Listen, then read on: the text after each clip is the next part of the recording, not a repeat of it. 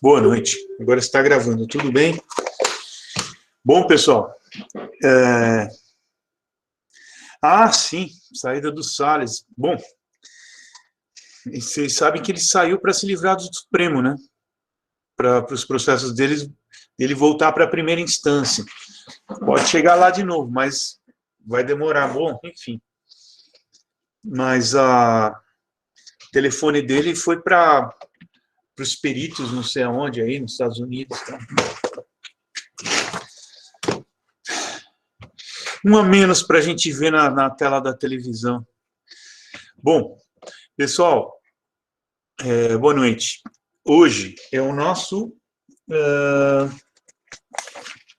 eu acho que, 7º encontro. Deixa eu ver, não, aula 7. Depois eu vejo se é o 7º ou se é o 8º. Acho que é o 7º. E eu gostaria de propor o seguinte, que os nossos encontros, hoje é 23.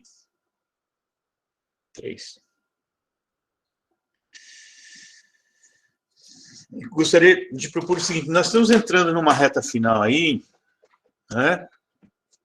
Já estamos no 26 de junho, e eu gostaria de propor o seguinte, os temas das aulas eu gravo, mando para vocês. Nos encontros, eu tiro dúvidas eventualmente.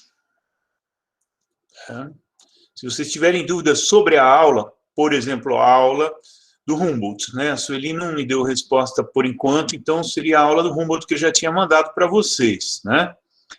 A gente pode conversar um pouquinho sobre a aula e entrar numa nova revisão de hidro.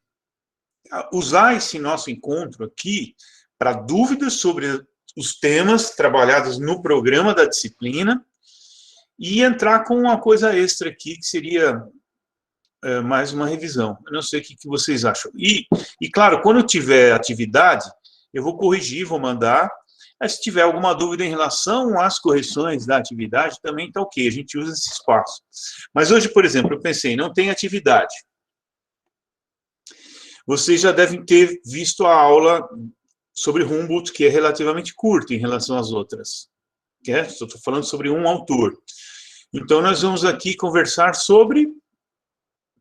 Tudo bem, vamos conversar um pouco sobre Humboldt, mas eu queria dar alguma coisa a mais.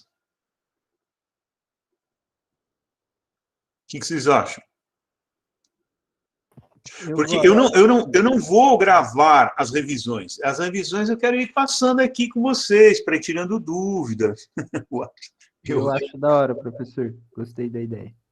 Da hora. Tá bom, João. Ótima ideia. Então, tá bom, Fernando. Sabe por quê? Porque vocês viram que as revisões, às vezes, passa de uma aula, né? A de geomorfo a gente gastou 2. E não vai dar tempo se a gente não fizer assim. Tá bom? Bom, muito bem. Começamos, então, com um breve papo sobre Humboldt. E eu queria saber, todo mundo assistiu, leu a bibliografia, pelo menos parte dela, assistiu a aula? Luiz, sim. Sim, Rafael, sim. Fernando, sim. Beleza, sim. Amei o livro. Pô, é muito legal. É um livro que eu quero ter e reler algumas vezes. Sim. Muito bom. Então, se vocês vão voltar a ver Humboldt em História do Pensamento Geográfico, provavelmente. Vocês estão tendo essa disciplina? Já viram Humboldt lá? Ainda não? Ainda não. Tem que ver, porque ele é o pai da geografia. Bom, enfim, se eu perguntasse para vocês ali pela frente quais foram as contribuições de Alexander von Humboldt para a geografia e para as ciências da natureza como um todo, né? Eu digo porque muito se aproveitou do conhecimento que ele gerou, não foi só a geografia. Aí, o que vocês diriam? Tem pelo menos 3 grandes contribuições lá que eu enumerei.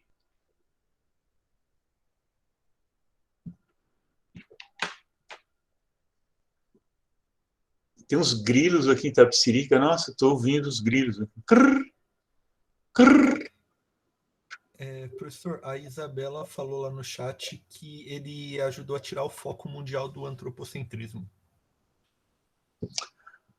Quem que está falando? Desculpa.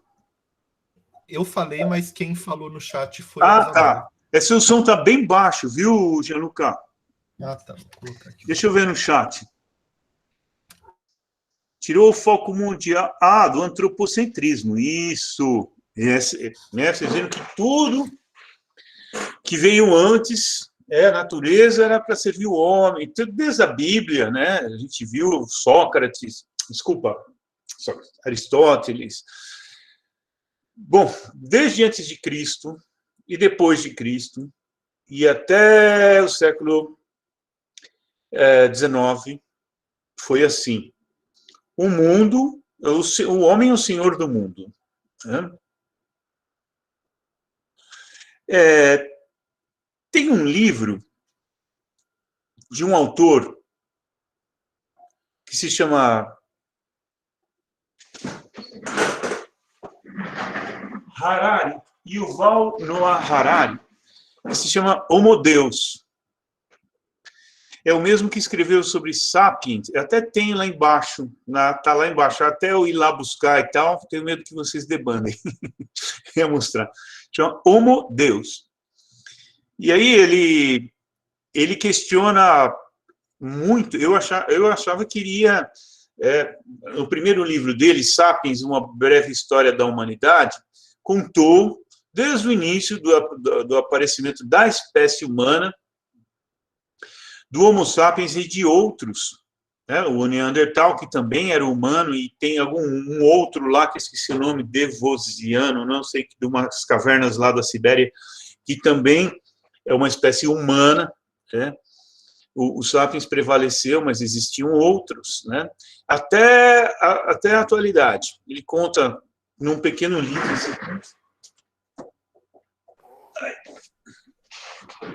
É interessante. Uma leitura muito interessante, muito agradável. Eu só tenho umas restriçõezinhas aqui, mas não vem ao caso agora. Sempre um livro vai ter coisa que você gosta e coisa que você não gosta. E o Dalai Lama, que é outro aqui, que é o meu companheiro aqui das horas que eu fico nervoso com as coisas que eu ouço na televisão e com outras coisas, então ele é que me dá esse equilíbrio aí. Ele diz que sempre um livro tem coisas que você aproveita e coisas que não. Não é diluviano, não. Esqueci.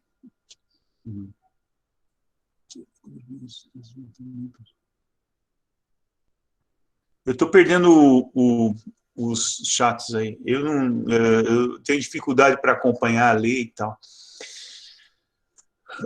Então tem, mas a maior parte do que tem nesse livro eu gosto. E aí ele escreveu um segundo que se chama Homo Deus, e eu achava que ele ia endeusar a espécie humana, pelo contrário. Ele está dizendo que... Bom, não vou. Ele tira completamente o foco o que é humano é sagrado, o foco do liberalismo, né? O liberalismo que ele é uma doutrina que valoriza o individualismo, a vontade humana, e tudo isso rege o universo, né? O individualismo, a vontade humana, a liberdade, etc. Essas coisas do liberalismo vai tudo por água abaixo, logo, logo. Por causa dos algoritmos. Eu nem sabia direito o que era algoritmo. Ainda tenho algumas dúvidas, mas é uma coisa muito, muito interessante. E depois eu conversando com colegas que têm mais afinidade com a tecnologia, relatando coisas que aconteceram assim, falando, isso não são os algoritmos. Eu comecei a pensar, nossa vida está mergulhada, né, nos algoritmos. Se você falar que quer comprar um sapato e o seu telefone estiver ligado, é capaz que você comece a receber mensagens de propaganda de sapato, ou seja, o homo deus não é mais exatamente o homem, né? Porque você não tem, você perde o comando. Quando tudo que você faz está sendo controlado, de alguma forma, bom, não vou falar sobre o homo deus, a gente vai falar sobre Humboldt, tá? Eu só sugeri porque a primeira coisa, uma das principais coisas que o Humboldt fez foi tirar o foco do homem na biosfera, no planeta. E aí eu lembrei desse livro, que ele também tira o foco do ser humano, né? Muito bem. Qual uma segunda contribuição? Ô, professor, na sistematização de relevo, vegetação, ele também contribuiu bastante nisso.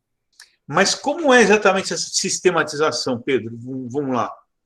O que você quer dizer com sistematização?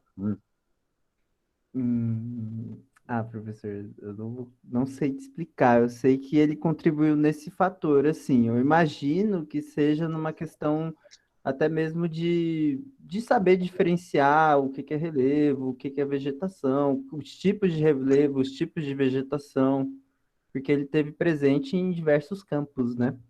Então, eu imagino que seja nesse sentido, assim. Na verdade, alguém quer falar mais alguma coisa sobre isso? O que seria essa sistematização aí? Complementando o Pedro, ele também fala muito sobre latitude e altitude. Ele faz essa comparação que quanto você sobe na altitude, é como se você estivesse indo para os polos, do Equador para os polos. Ele também contribui muito para isso. Complementando o Pedro. Professor, essa sistematização também não seria já entrando na relação entre, por exemplo, entre clima e vegetação, entre altitude e vegetação, já não entra mais nisso também? Isso. Mudar o jeito de ver a natureza e tudo mais. O que foi que... Né, isso, vocês estão chegando lá. Porque ele não fez... desculpa. Fala, Mário. Ele não fez uma sistematização comparativa, professor? Comparativa entre aquilo que ele via lá na Europa com aquilo que ele viu na América, em outros lugares em que ele viajou? Isso, análise comparativa é uma estratégia metodológica muito forte, né? E que ele usou o tempo inteiro, porque ele vinha de outras viagens, tinha outros conhecimentos dos Alpes, tal, tudo que ele via. É assim, aprendam isso. O método da geografia é a análise integrada de aspectos sociais e naturais. A integrada do quê? De aspectos naturais e sociais no tempo e no espaço. E essa análise, o pessoal do fundão me desconcentrando, pô, esse zum aí, tô brincando. E essa análise, ela pode ser evolutiva, né, quando se coloca um período de tempo. Então, vamos ver como essas variáveis sociais e ambientais evoluíram no tempo. Por exemplo, depois que aquela hidrelétrica foi construída, o que aconteceu com a renda, o que aconteceu com a qualidade de vida, o que aconteceu com o ambiente. Então, essas variáveis, dentro de um período de tempo, o que aconteceu com elas. Então, é uma análise geográfica integrada de aspectos físicos, naturais e sociais, né, no tempo e no espaço. Então, ela pode ter um caráter evolutivo, ela pode ser comparativa também. O método da análise comparativa é muito forte. É muito forte porque se você quer compreender A, se você comparar A com B, você vai compreender melhor A, pela comparação. É muito mais fácil você compreender algo relacionado com outras coisas do que algo em si isolado. A não ser que você tenha poderes mediúnicos e você psicografe lá alguma coisa. Fazendo tai chi. Alguma inspiração, assim, venha de outra dimensão. Que, no geral, nossa mente funciona assim. Primeiro, nós somos analíticos, por natureza. né?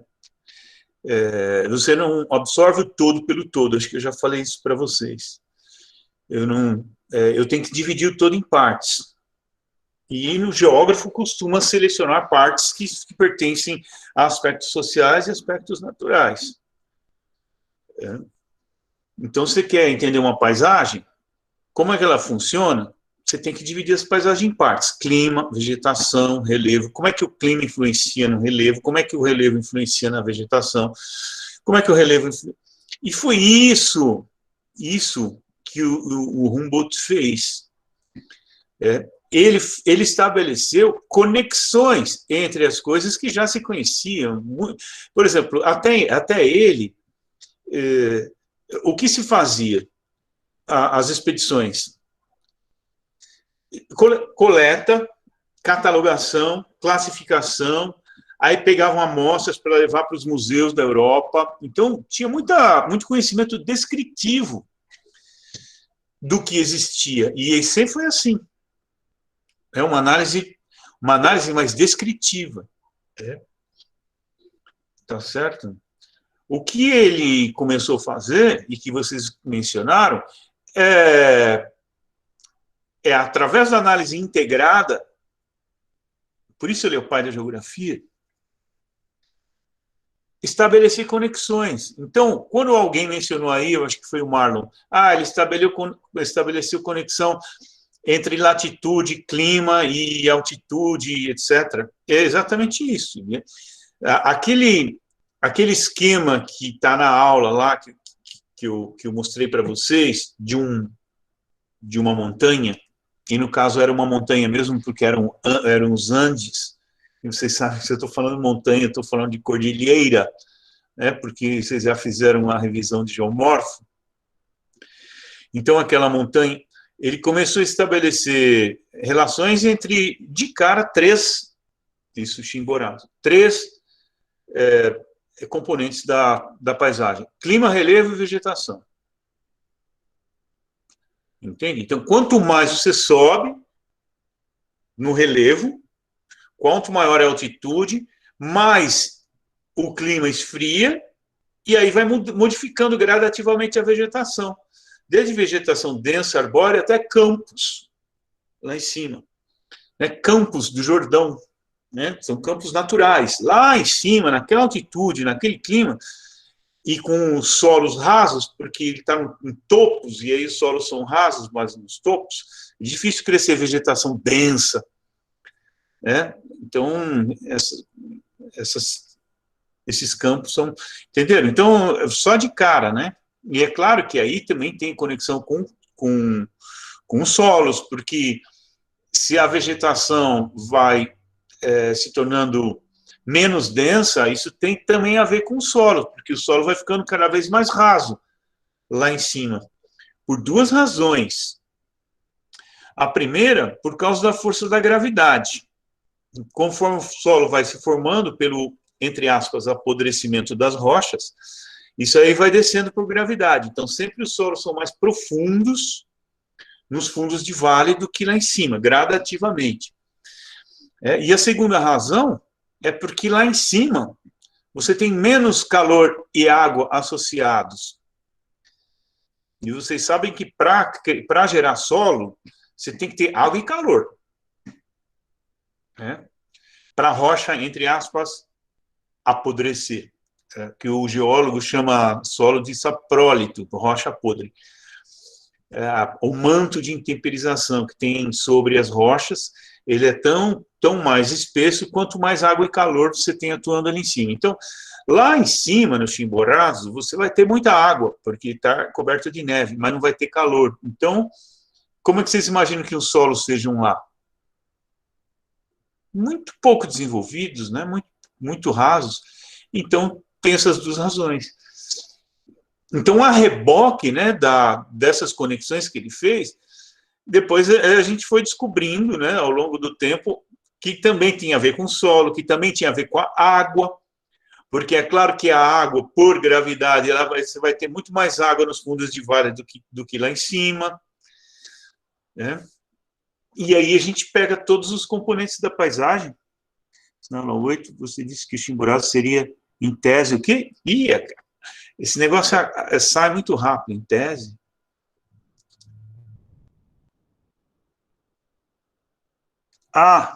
Sim. Em tese, perguntaram aí que o Chimborazo seria maior que o Everest em termos de distância do pico até o centro da Terra. Essa distância é maior no Chimborazo. Porque ele está no Equador. E vocês sabem que a Terra é uns 42 quilômetros, mais ou menos, mais larga na linha do Equador do que entre os polos. Não é aquela coisa achatada que tinha ridícula, né, que tinha em livro didático até hoje. Às vezes a Terra é achatada, não tem nada de achatado, ela é uma esfera. Só que, se você considerar 12 mil e tantos quilômetros de polo a polo, 40 e poucos quilômetros é muito pouco. Então, assim, para a gente é uma esfera perfeita, mas não é perfeita. Ela é mais, digamos assim, gordinha na área do Equador. Por quê? Por que será? Que ela é um pouco mais larga, 40 e poucos quilômetros de mais rotação e força centrífuga. Muito bom, Celso. Já que como ela está girando, tem uma força centrífuga, né? E essa força centrífuga, ela é muito importante para muitos aspectos de uso e ocupação. Porque vocês imaginam a Terra redonda com forças... Tá. É daqui para lá, tá? Eu não sei como é que está aparecendo aí, mas outro dia tinha um jornal na televisão que aparecia Bom Dia, não sei o quê, Brasil, que virava para cá, me dava uma raiva.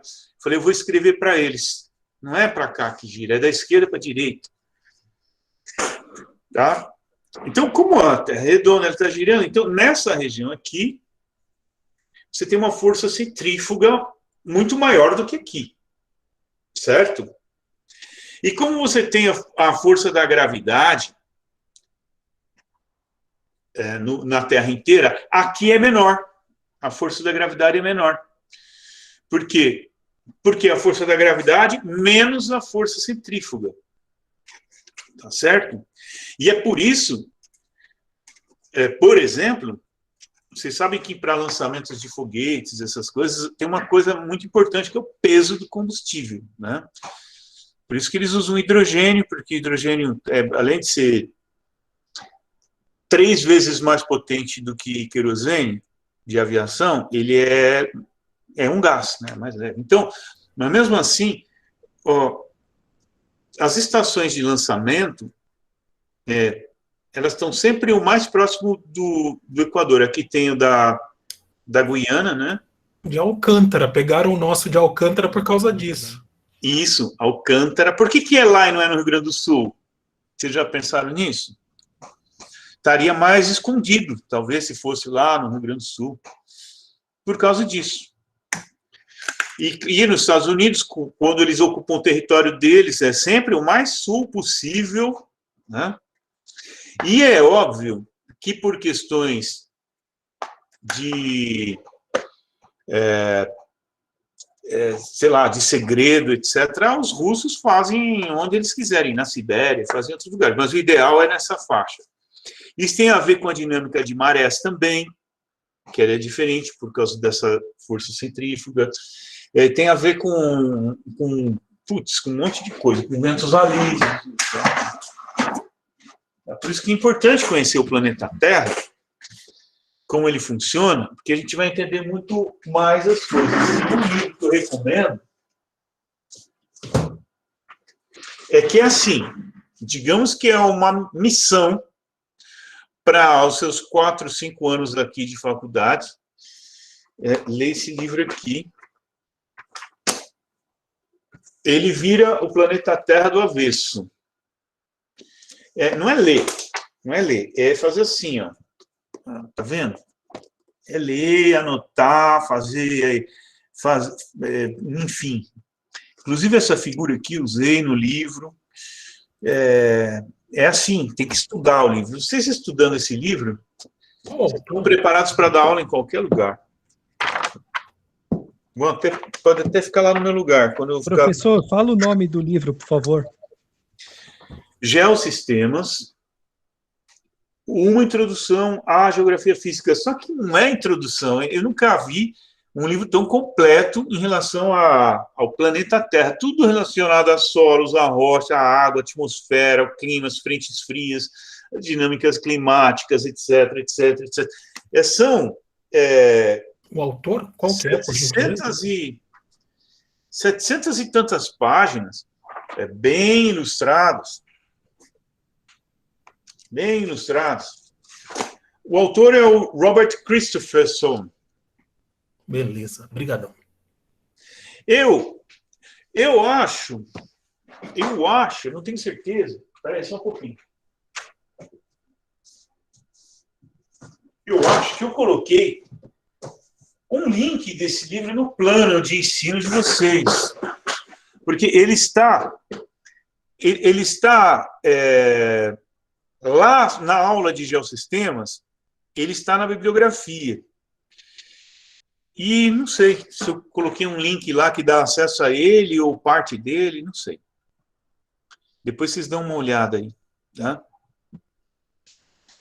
Entenderam? Então, a segunda grande contribuição de Humboldt foi estabelecer conexões entre os fatos. A vegetação, muito dela já era conhecida. O clima, muito dele já era conhecido. O relevo, muito já era conhecido, etc. Muito conhecido. O que faltava era isso.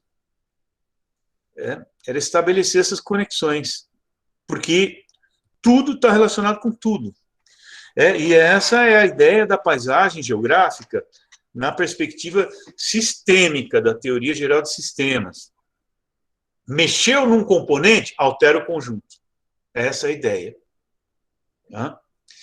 Desmatou, vai alterar o clima local, vai haver erosão, vai alterar o solo, né? A erosão vai assorear os rios, vai afetar a rede hidrográfica, a rede hidrográfica vai afetar a ictiofauna, não sei o quê, não sei o quê, não sei o quê, e aí vai.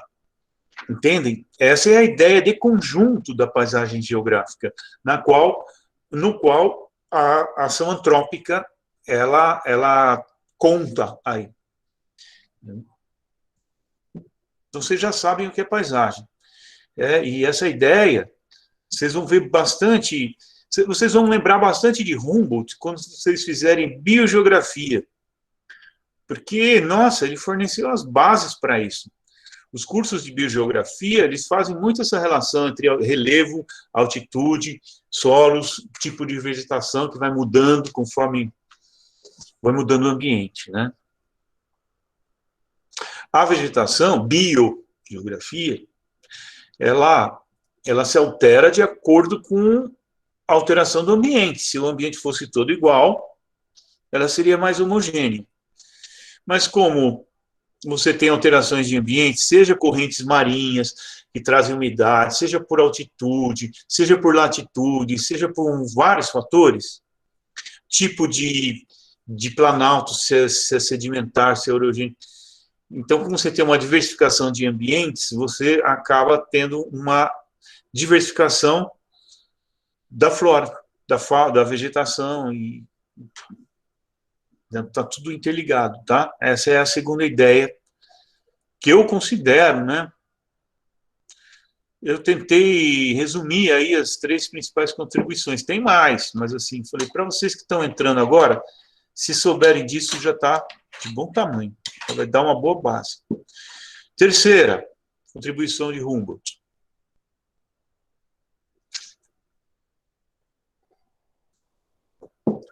O ambientalismo, professor.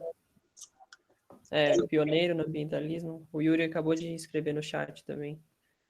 Os impactos humanos na natureza. Isso, Raul. Exato. Ao entender como as coisas funcionam, ele começou houve a possibilidade de entender os impactos da ação humana no funcionamento das coisas. Se você entende como funciona uma bacia hidrográfica, Aí se constrói uma barragem, você vai saber o que vai acontecer de impacto. Ou se desmata, é claro que é necessário construir barragens, porque é o tipo de energia mais eficiente, limpa, perene que existe. A questão é que elas têm que ser bem construídas, elas não podem ser construídas em regiões planas como Balbina, senão você causa um desastre gigantesco.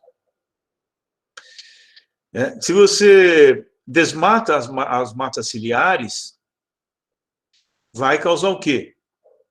Vai causar assoreamento, porque as matas ciliares, elas protegem o rio do material que vem por erosão. Erosão, pensa assim, erosão é movimento de material, né? Vocês já sabem. E aí, ao assorear, vai alterar todo o perfil longitudinal, todo o fluxo, a ictiofauna, etc, etc. Mas, para eu saber que isso vai acontecer, eu tive que saber como é que funciona. Então, como Humboldt começou a estabelecer essas relações, ele começou a tecer muitas considerações sobre o que estava acontecendo, principalmente na Venezuela, né? Vocês se lembram?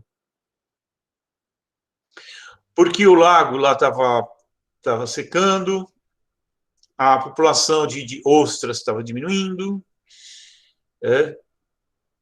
e todos os problemas que ele foi encontrando, ele foi relacionando com ações antrópicas. Eu diria assim, impacto, ele só é gerado dessa forma, quando o uso e ocupação do homem não respeita o ritmo e a dinâmica da natureza. Tá certo? Não tem outra forma de surgir impacto. Então, impacto é um conceito que ele tem na sua origem a ação humana. Não tem impacto natural.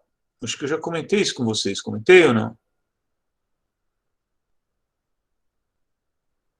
Um tsunami é um impacto natural? Você comentou sim. Não é. Então, é um ajuste da natureza, uma erupção vulcânica, um ciclone. Tudo isso que se chama desastres naturais, eu contesto. Que desastre? Desastre ele vai acontecer se você não souber que aquilo pode acontecer e não se prevenir. Aí sim acontece um desastre, mas não é naturalmente, não é um desastre. Professor, eu fiquei com uma dúvida, porque você falou que a erupção vulcânica é um ajuste de pressão que tem no centro da Terra. Aí você comentou... Pressão e temperatura. Pressão e temperatura, sim. E aí depois você falou da tsunami, mas a tsunami seria um ajuste do quê, exatamente? Também porque o tsunami, ele ocorre com um terremoto, né, no assoalho oceânico. E quando há um tremor no assoalho oceânico, isso é um ajuste de pressão que existe entre as diferentes placas tectônicas, né? Então, não é um fenômeno climático, como eu já ouvi falar na mídia. Olha, as mudanças climáticas, o tsunami que aconteceu no céu, daí eu... Claro que não. Então, são ajustes de pressão e temperatura, ou pressão e ou temperatura, que fazem com que as placas se movimentem. E se esse movimento de placa for no assoalho oceânico, vai gerar ondas que vão gerar os tsunamis. Então, é um fenômeno tectônico, tsunami. Nada que o ser humano faz, então, interfere para aumentar o número de tsunamis, por exemplo? Claro que não. O ser Não humano tem não nada. tem esse poder. O que o ser humano tem que fazer é detectar as áreas de ocorrência de tsunamis e tomar as precauções. Reunir dados que já existem, dados sobre vulcanismo e tal, e tomar as precauções. Porque vai acontecer? Vai. Aquele vulcão vai entrar em erupção? Vai. Mais cedo ou mais tarde, vai. Às vezes fica 200 anos aí, acho que está inativo. E quanto mais tempo fica inativo, pior é. Porque aí é um acúmulo muito grande de pressão. Então, lugar que tem terremoto, tipo Los Angeles, ficou muito tempo sem ter, se prepara, que vem um grande. Professor, só uma dúvida. O aquecimento global e o derretimento das geleiras e tudo mais, o aumento do nível do mar, não impactaria, assim, o nível de destruição de um tsunami?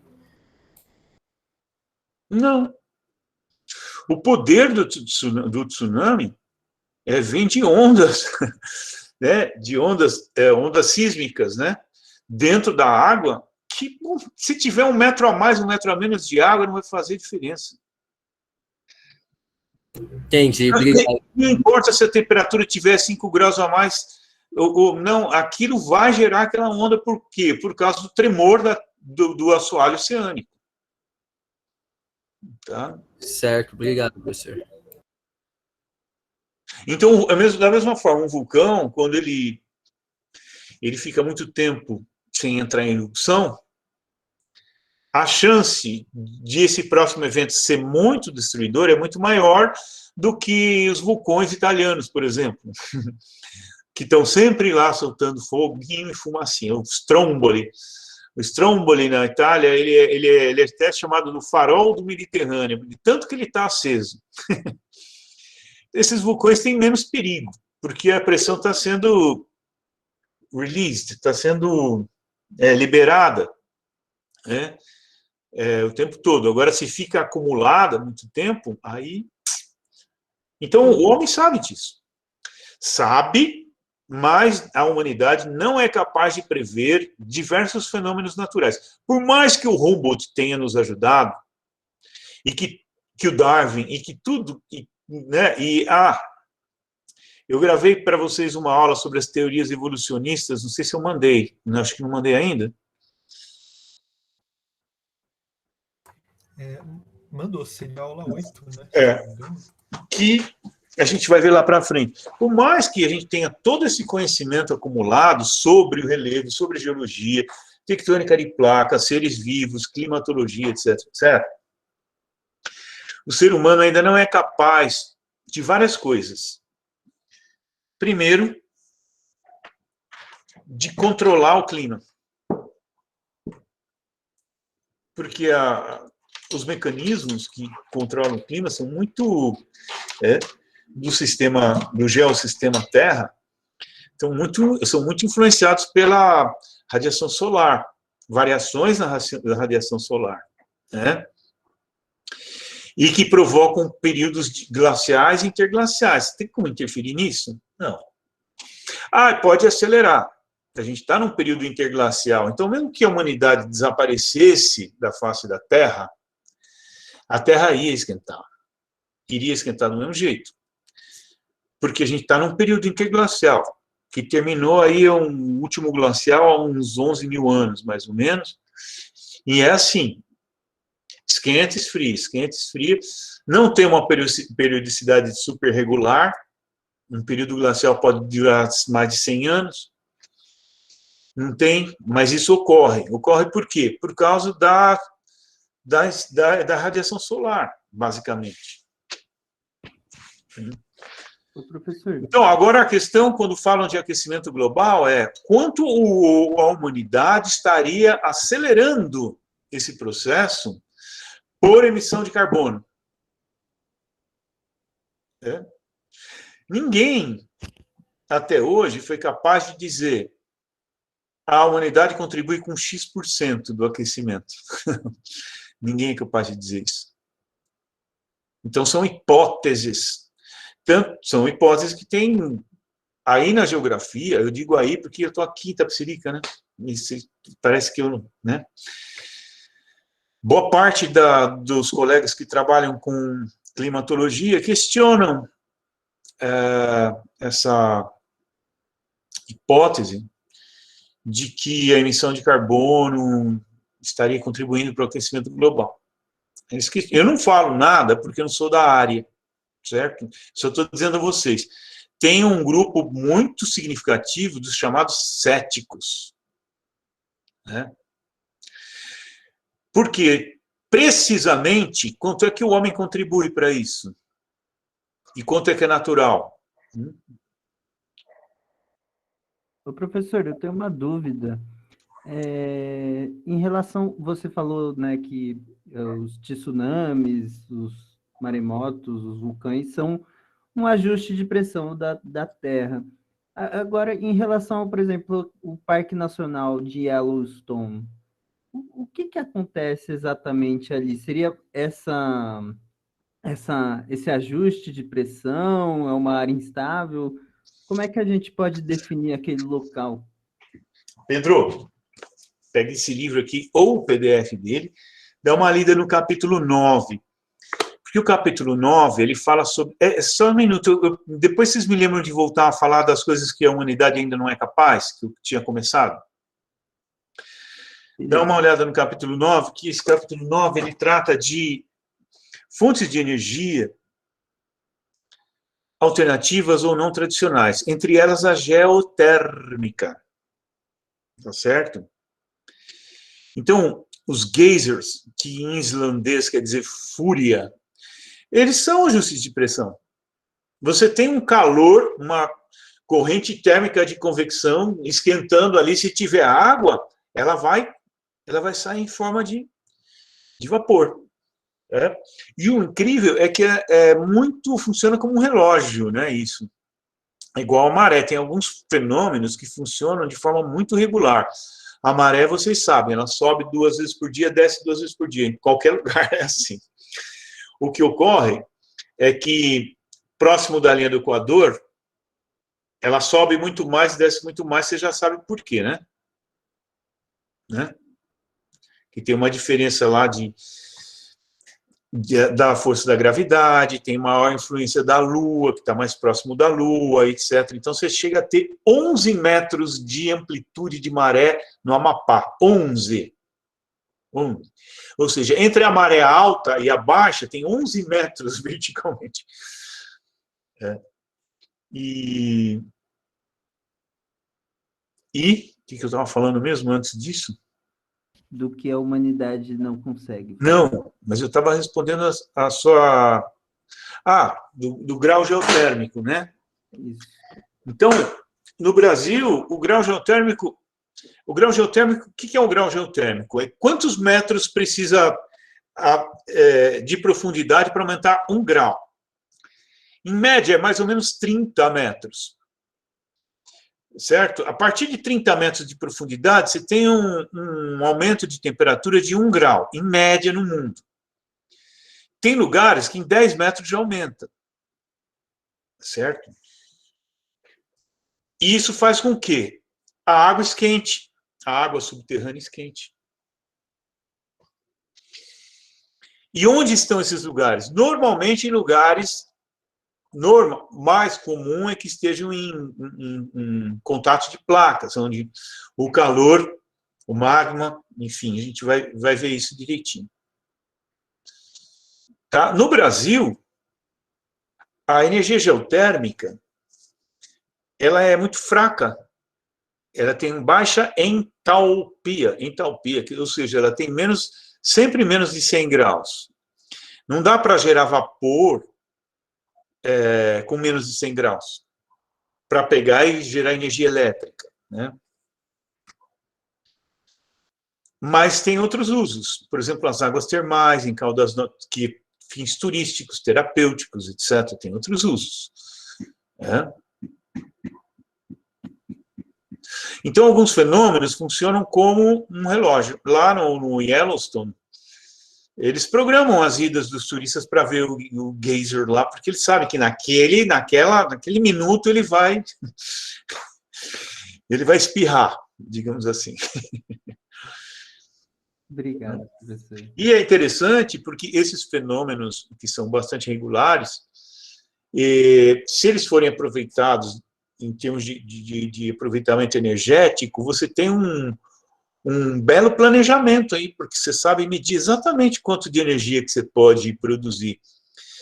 Nesse mesmo capítulo 9 que eu te sugeri, tem a energia maremotriz, por exemplo. Né? E as experiências que tem no mundo, as usinas maremotrizes que tem no mundo, etc. Né? Tá bom, gente? Então, impacto é gerado pelo homem. Não tem sentido, eu não vejo sentido nenhum em falar a natureza causou-se um impacto. Não.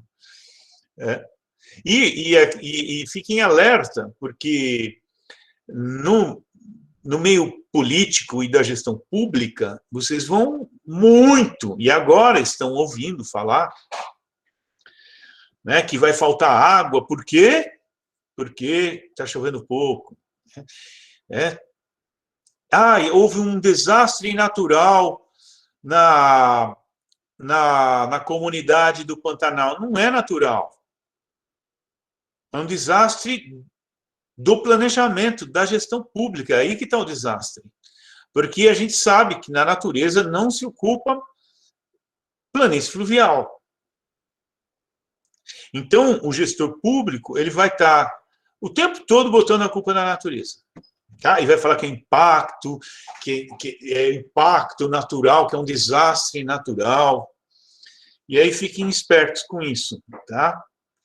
Porque o impacto ele só ocorre quando o uso e ocupação não conhece, ou conhece e não respeita as dinâmicas do meio físico natural. Aí ocorre impacto. Impacto nos solos, pelo mau aproveitamento, impacto hídrico. Agora, essa falta d'água, vocês acham que é por quê? Porque falta água? Falta chuva? Falta gestão. Oi? A água e a energia estão muito ligados aqui no Brasil, porque uma parte da eletricidade é gerada por hidrelétrica, né? Mas, gente, eu ouvi na TV ontem, ou antes de ontem, eles falando assim, as bacias do Planalto Central, que lá estão errou o Planalto Central, porque essa nomenclatura é antiga, são os planaltos e chapadas da bacia sedimentar do Paraná. Mas tudo bem. E é lá que nascem, inclusive lá no Distrito Federal tem um parque, uma estação ecológica que tem as nascentes da Tocantins, Amazonas, as nascentes do São Francisco vão para lá, as nascentes do... Então, é nessa região que estão as nascentes das principais bacias do país, tá certo? Então, a gente está vendo na TV eles falando que o nível dos rios estão baixando muito, né, dessas principais bacias, e principalmente no Planalto Central, no Brasil Central. Por que está baixando muito? Por que vocês acham que está baixando muito? Por causa das hidrelétricas? Por causa da soja. O Caetano já falou. Vocês três estão certos, porque nenhum de vocês falou porque está chovendo menos, que é o que a gente fala na televisão, a gente ouve. Porque se está usando de forma inadequada, superexplorando um recurso que, embora ele seja inesgotável, que é o recurso hídrico, localmente ele pode se esgotar. Então, você usou o recurso hídrico para gerar energia, para irrigação, para abastecimento, para tudo, sem respeitar o ritmo natural de reposição, que varia de ano para ano. E aí acontece isso. Aí vou colocar a culpa em quem? São Pedro. Eu ouvi, antes de ontem, na TV, pessoal dizendo assim, pode faltar água em São Paulo porque os rios voadores, quando passam pela Amazônia, estão recebendo menos água por causa do desmatamento e estão chegando aqui com menos água. Então, pode ser que tenha racionamento, sim. Aí, quando eu escutei essa notícia, eu fui lá.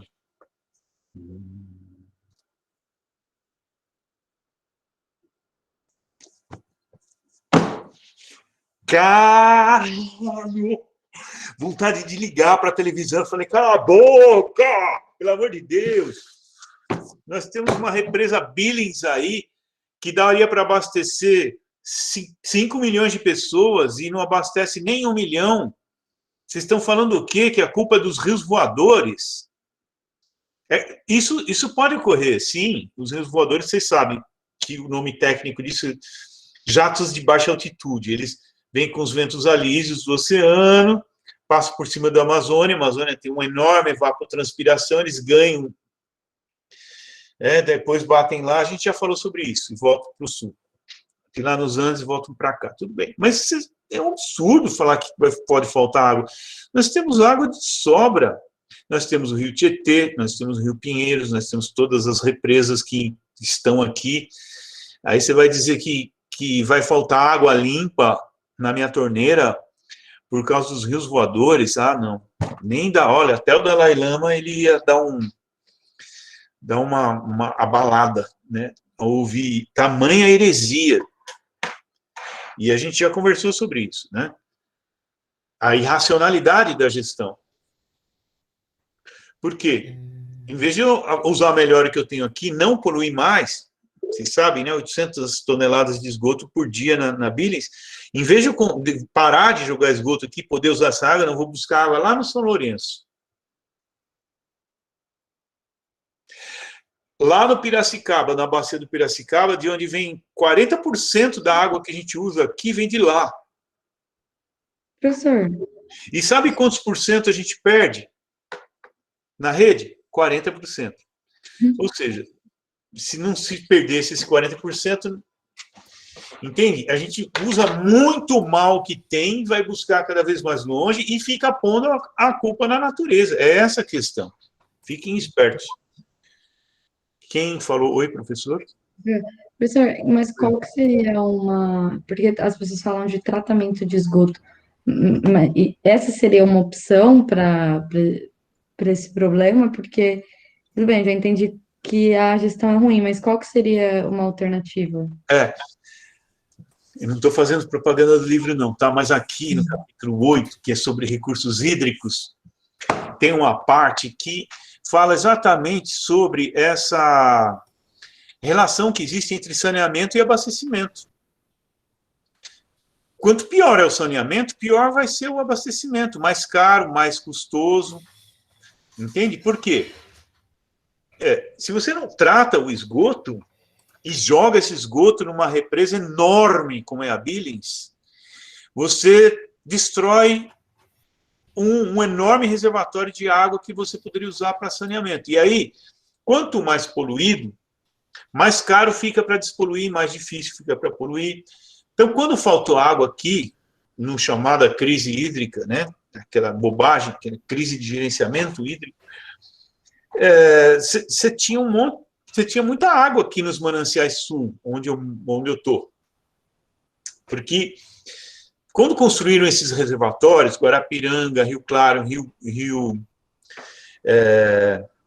o Alto Cotia, etc., nessa região sul aqui, os engenheiros já sabiam que aqui chove muito mais, porque a gente está mais próximo das vertentes continentais da Serra do Mar e, portanto, a gente recebe muito mais umidade. Então, o índice pluviométrico aqui é o dobro do que é lá aqui 3.000 por ano, lá 1.500, 1.600 por ano, na região da Cantareira, e lá em Barueri, mais para lá, menor ainda, Santana de Parnaíba.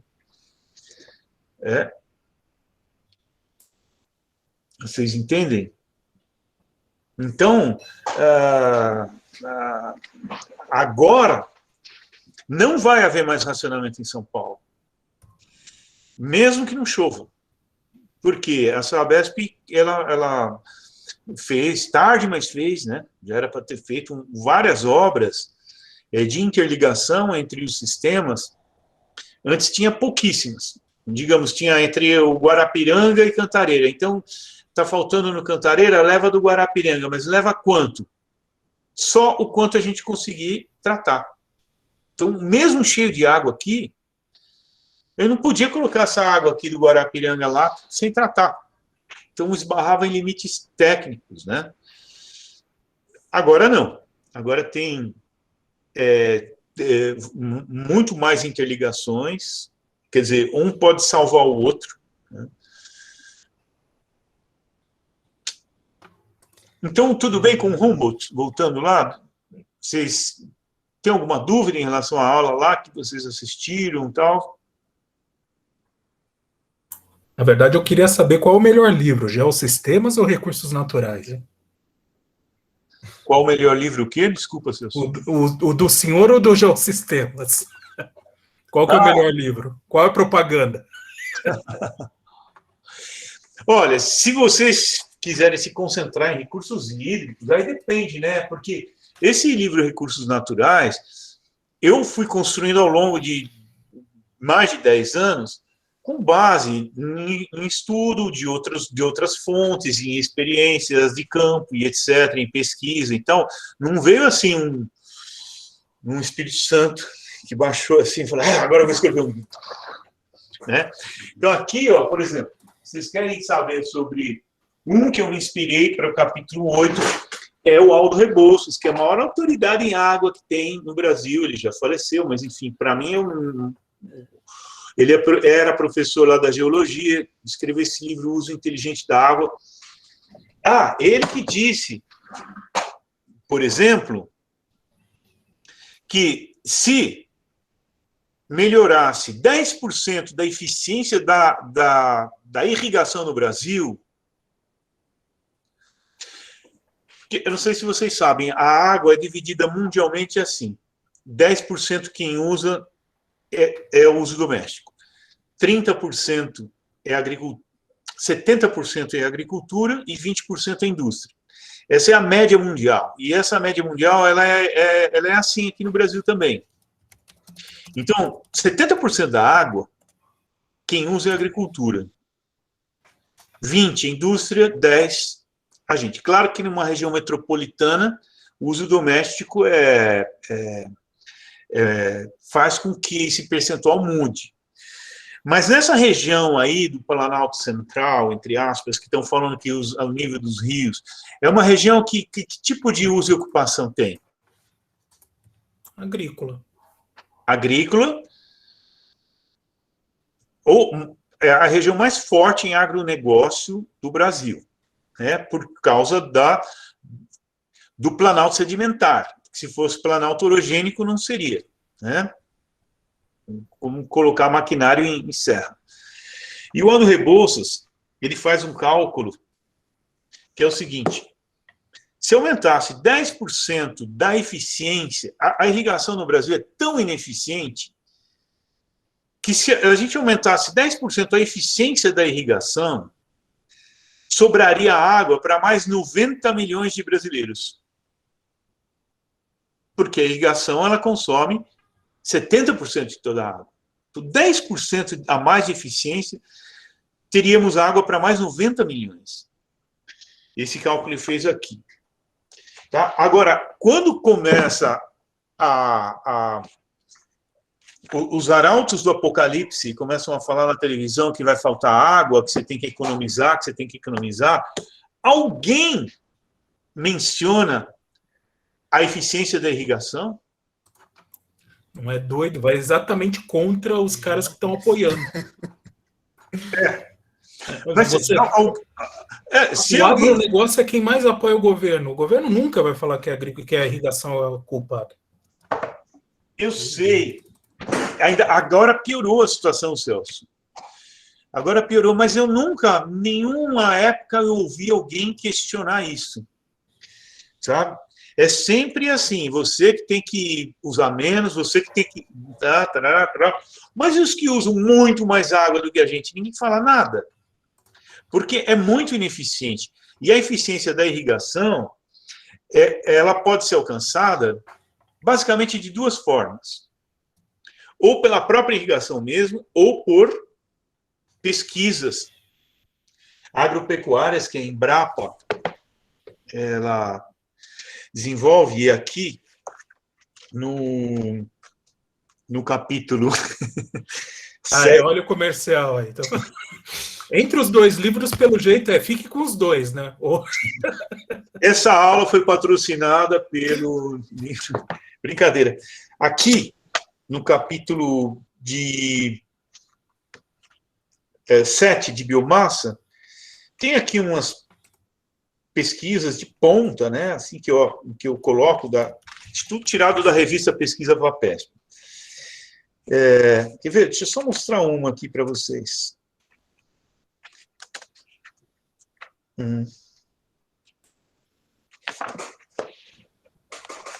Esqueci onde está. Peraí, deixa eu ver. É o seguinte. A pesquisa mostra, numa área lá em Goiás, de plantação de arroz, que eles conseguiram plantar arroz com 50% menos de água, 15% menos de fertilizantes, e mesmo assim a produção aumentou em 25%. Deixa eu ver que página que está. Não sei, vou demorar para achar, está escuro aqui, mas acreditem, está aqui no livro. Tá? E talvez não esteja no PDF ainda, porque eu li essa reportagem, essa matéria da revista Pesquisa FAPESP, o livro estava quase saindo, então é capaz que não esteja aí no PDF. Então, pensem, 50% a menos de água. Olha quanta água se liberou para outros fins. Alguém fala nisso?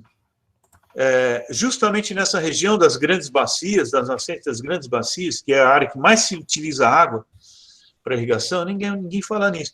Então, a eficiência na irrigação ela pode melhorar tanto por essas pesquisas que adaptam culturas a outros ambientes e outras situações climáticas, como também pela própria irrigação. Essa irrigação de tipo pivô central, que fica espalhando água na superfície, é muito ineficiente, porque evapora muito dessa água e vai evaporar. Principalmente se isso for feito no meio do dia, né? Só de mudar o horário já economiza bastante água. Se fizer isso bem cedinho ou bem no final da tarde, você já vai economizar uma enorme quantidade de água, porque vai evaporar menos. Então, tem essas questões que não se levam em consideração. E é tão fácil falar que eu sou Pedro culpado, né? Olha, o Brasil, a quantidade de água per capita que existe no Brasil, de 33 a 35 mil metros cúbicos de água por ano, por habitante, daria para 7 vezes a população mundial. Daria para 32 bilhões de pessoas. Ou seja, a água que existe aqui no Brasil seria suficiente para abastecer 7 vezes a população mundial, 32, mais ou menos 7 vezes, 32 bilhões de pessoas. E eu não estou falando ainda do aquífero alter do chão, embaixo da bacia amazônica, que só ele daria para abastecer toda a humanidade por 350 anos, só ele. Eu ainda não estou contando com ele para fazer esses cálculos. E como é que pode alguém falar em racionamento de água e botar a culpa na natureza, né? Professor, a quantidade de água para processar carne e alimentos no geral, mas principalmente carne, entra no agro ou entra na indústria, nos 20%? Seria os 70%, né? Como é que é? Desculpa, Carolina, eu me desconcentrei. Tudo bem. A quantidade de água utilizada para processar carnes... Desculpa, agro, porque o agro, a pecuária entra no agro, né? Sim, tá. A pecuária entra no agro. Então, tanto pelo pasto, quanto pelo que se dá de farelo, de milho, de que se dá para alimentar o gado, vai ter água, né, envolvida. Então, é a quantidade de água virtual, que está também no capítulo 7, água virtual é a água envolvida no processo de produção de alguma coisa. Então, a produção de 1 quilo de carne, nossa, eu não sei de cor aqui agora, mas é enorme a quantidade de água para você produzir 1 quilo de carne bovina. 1 quilo de carne de frango já é diferente. É o conceito de água virtual, né? Vocês conhecem? É a água necessária para produzir algo. Então, se você não tem essa água, por exemplo, se a Argentina não tem água para produzir frutas tropicais, ela importa frutas tropicais do Brasil, na verdade, ela está importando água também, água virtual, tá certo? Para produzir 1000 chips de 32, antigo, você precisa da mesma quantidade de água para produzir 100 quilos de pão, por exemplo. Esse é o conceito de água virtual. E depois vocês dão uma olhada lá no final do capítulo 8. Professor, isso não é o que a professora da escola chama de pegada hídrica? Oi, Marlon. Não é o que a professora na escola chama de pegada hídrica? É um pouco diferente pegada hídrica, né? Pegada hídrica é assim, para manter o seu estilo de vida, quanto de água que seria necessário? Então, se todo mundo, se o mundo inteiro fosse ter o mesmo estilo de vida de um cidadão médio norte-americano, a gente precisaria de uns 5, 6 planetas Terra.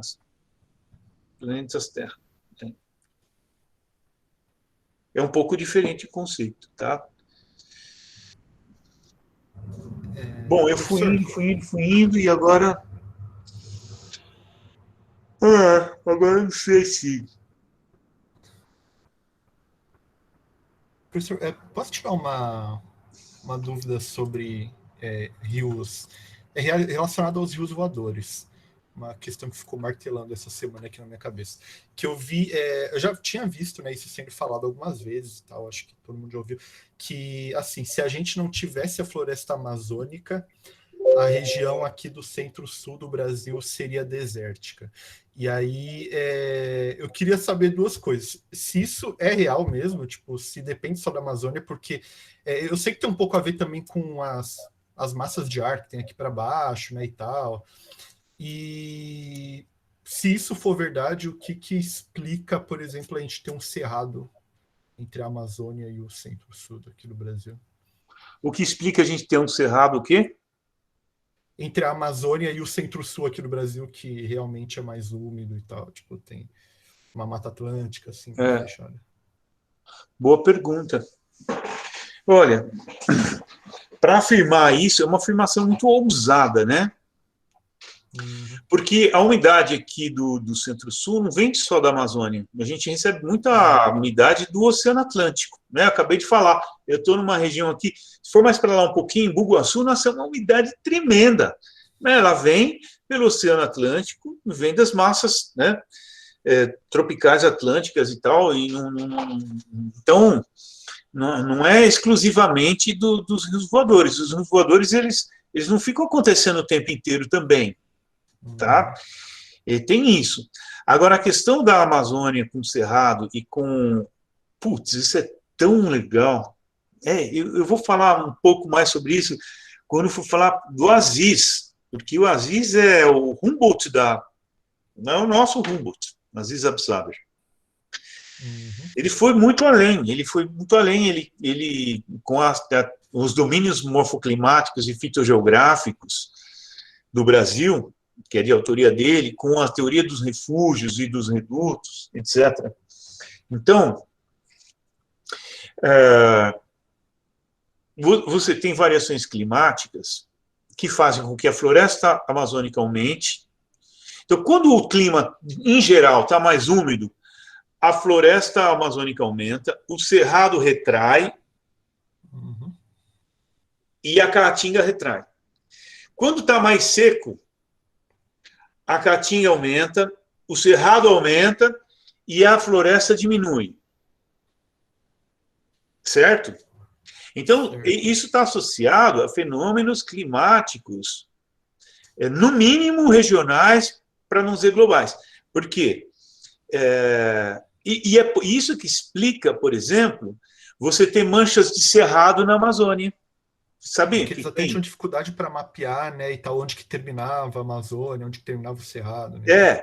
E tem as áreas de transição. Como você tem áreas de floresta no cerrado, principalmente nas chamadas matas de galeria, que é diferente de mata ciliar. Você tem uma chapada aqui, ali naquela depressão você tem uma mata que invade ali, de porte florestal, que a gente chama de mata de galeria, mas ela é uma floresta mesmo, ela não é cerrado, igual o cerrado.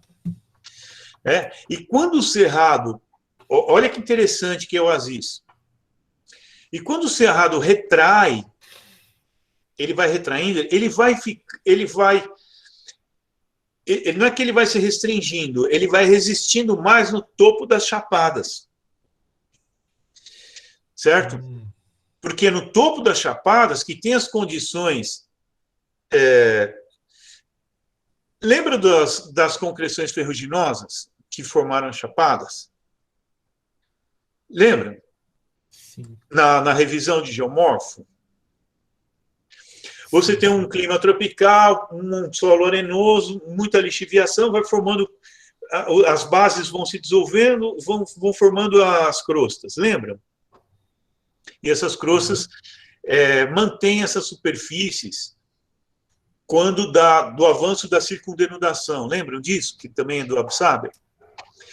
Então, nesse topo das chapadas, os solos, eles são mais ácidos.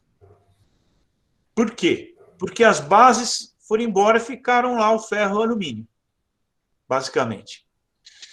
E isso que faz com que as árvores do cerrado sejam grossas e tortuosas. Antes se acreditava que era por falta de água, não é por falta de água. Porque as raízes das árvores do cerrado, elas conseguem ir muitos metros para baixo buscar água. Então tem um biólogo que se chama Leopoldo Coutinho, que estudou isso mais a fundo, e se descobriu que essa característica da vegetação do cerrado, ela advém de um negócio que ele chamou de xeromorfismo aluminotóxico. Xeromorfismo é formas tortuosas, xeromorfismo, aluminotóxico. Então, onde é que está o banco genético do cerrado, a área mais original do cerrado? No topo das chapadas. Então, quando o clima volta a ficar mais úmido e o cerrado volta a se expandir, a partir do topo das grandes chapadas, e depois ele se contrai. Por que é importante saber, conhecer a teoria dos refúgios, dos redutos, etc., que abrange isso aí também, além de outros fenômenos? Porque você, como geógrafo, se você for planejar uso e ocupação do território, digamos, no Brasil Central, e for propor uma área de conservação, um parque, vamos criar um novo parque para proteger o cerrado, você vai propor isso onde? Nas depressões? A mata de galeria tem vegetação mais exuberante, acho que é ali que tem que proteger. Não, você quer proteger o cerrado? Vai na área core do cerrado, onde tem o banco genético dele, mais rico, que são os topos de chapadas. Segundo o Aziz, o Leopoldo Coutinho, o pessoal que estuda cerrado, entende? Então, essa combinação de floresta, cerrado, caatinga, ela tem a ver com variações climáticas e com vários outros fatores também. Por exemplo, a continentalidade. o fato do Cerrado estar mais no interior e receber também menos, por exemplo, compara o Cerrado com a Mata Atlântica, mesmo que eles estejam na mesma latitude. A Mata Atlântica, ela está voltada para o Oceano Atlântico, ela está recebendo muito mais umidade do que as áreas mais continentalizadas. Por isso que você vai ver agora, no inverno, que eles falam sempre no jornal sobre a umidade relativa do ar, né? Ela é sempre maior no interior do país. Não estou falando da Amazônia, mas pega Cuiabá, que é o centro geodésico da América Latina. Vocês sabem o que é isso? Se você pegar o centro do continente, da América do Sul, desculpa, da América do Sul. Se pegar o continente sul-americano, onde seria o centro dele? Por mais irregular que ele seja, tem um centro, é Cuiabá. Aí tem lá até um marco, lá em Cuiabá, centro geodésico e tal. É uma área muito continentalizada. A Brasília, a umidade relativa do ar está abaixo de 30 o tempo todo. É uma coisa incrível. Quando eles fizeram Brasília, eles fizeram aquela Lago Paranoá lá para tentar mudar um pouco o microclima lá, porque é muito seco.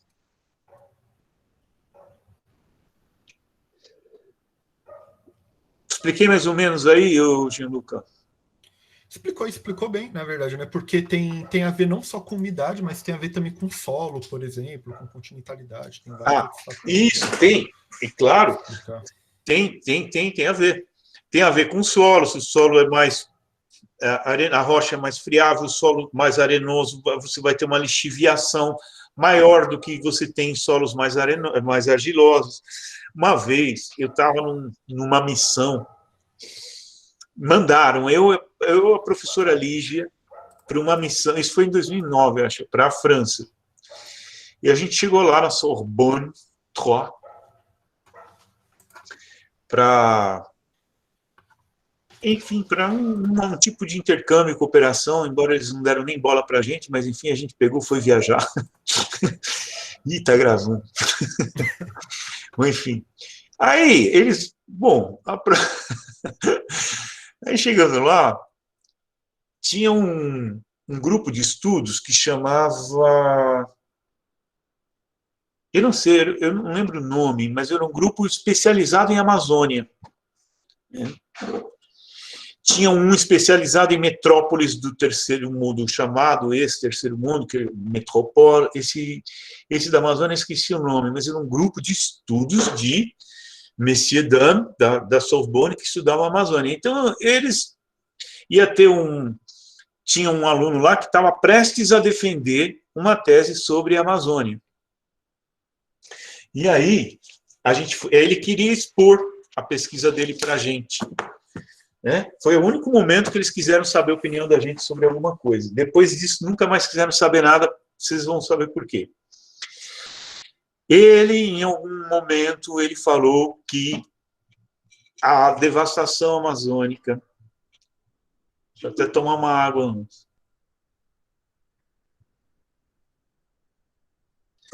A diminuição da Amazônia tinha a ver com a criação de gado. Aí a gente perguntou, como assim exatamente? Porque o gado, nas bordas da Amazônia, vai pisoteando e vai compactando o solo, a floresta não cresce mais. Quando eu ouvi isso, eu...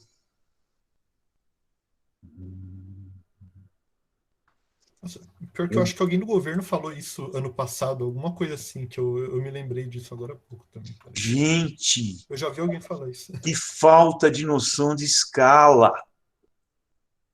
Que falta de... Não, é impressionante. Eu falei, eu tinha que ser delicado, mas ao mesmo tempo, olha, a Amazônia é maior do que a Europa inteira. Você tem noção do que você está falando? Você tem noção? A Amazônia é maior do que a Europa inteira. Imagina quantos trilhões de cabeças de gado pisoteando lá em direção à floresta para o mecanismo é muito diferente. O mecanismo tem a ver com dinâmica climática, com avanço e recuo, avanço do cerrado, recuo, sabe? Agora, ou se estão cortando. Agora, associar as vaquinhas e os boizinhos pisando ali, assim, em torno, é uma completa falta de noção de escala dos fenômenos. É uma visão eurocêntrica, então, e eles acham que eles estão produzindo um conhecimento assim infinitamente superior a qualquer um sobre a Amazônia, e aí o rapaz ficou ofendido quando eu falei para ele. Eu ainda fui delicado, mas ele ficou ofendido. Nunca mais chamaram a gente para falar, para ouvir nada nesse período. Aí eu achei até bom, porque aí a gente foi para Portugal, foi para o sul da França, aí achei até bom. Mas não falem nada para ninguém, tá? Apesar de estar gravando. Então, para falar alguma coisa sobre a Amazônia, você precisa conhecer fenômenos planetários que estão naquele livro lá, Geossistema, que eu mostrei para vocês. E é óbvio que a umidade, não só da Amazônia, como regional, pode ser alterada com a devastação, claro, porque o volume de água que evapotranspira ali é gigantesco. E essa água não vai ficar parada lá. As correntes atmosféricas vão levar para outro lugar. Teve um artigo que saiu na revista Nature que relacionou nuvens com áreas desmatadas. Olha que interessante. Eles fizeram uma sobreposição de imagens de nuvens com imagens de áreas devastadas e conseguiram estabelecer um índice de correlação, dizendo que sobre áreas desmatadas, há X% menos de nuvens. E o estudo foi muito bem feito e muito preciso, senão não teria saído na revista Nature. Então, claro que tem influência. Mas, agora, se aqui vai tornar um deserto, aí eu já acho um exagero. Eu não digo mais do que isso, porque não é a minha área de estudo, né? Clima.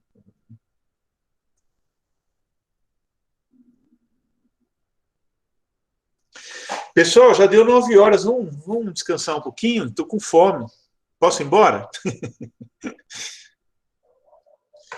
Se começar a revisão de hidro agora... Está liberado, professor. Deixa eu ver. O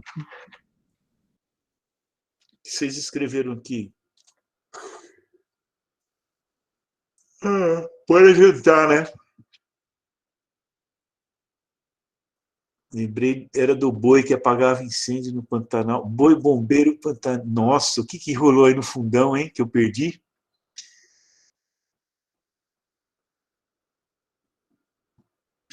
Bom, pelo menos a gente vai dormir hoje sem o Salles, né? Vamos ver o que vem aí, né? Agora já até nomearam um outro aí.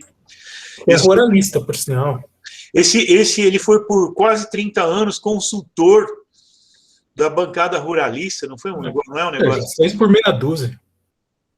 É a mesma coisa como se colocasse alguém do Greenpeace para cuidar da agricultura. Por aí. Não seria uma mais. Mas, enfim.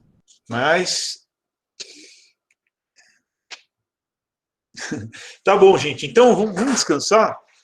Eu vou pensar aqui, depois eu mando o link dessa aula, e eu vou pensar aqui no que a gente tem pela frente, para fazer um replanejamento, para ver. Eu estou propenso a isso, mandar as aulas dos temas do programa gravadas, e aqui, se ninguém tiver nenhuma dúvida, mandar ver aí nas revisões. Tá ok assim? Beleza. Tá bom, então. Falou, gente. Então, muito obrigado aí pela presença. Um abraço. Valeu, professor. Valeu pela aula. Valeu. Boa noite, Valeu, professor. Boa noite. Boa noite, gente. Boa noite. Boa noite. Boa noite, gente. Tchau, boa noite. Tchau.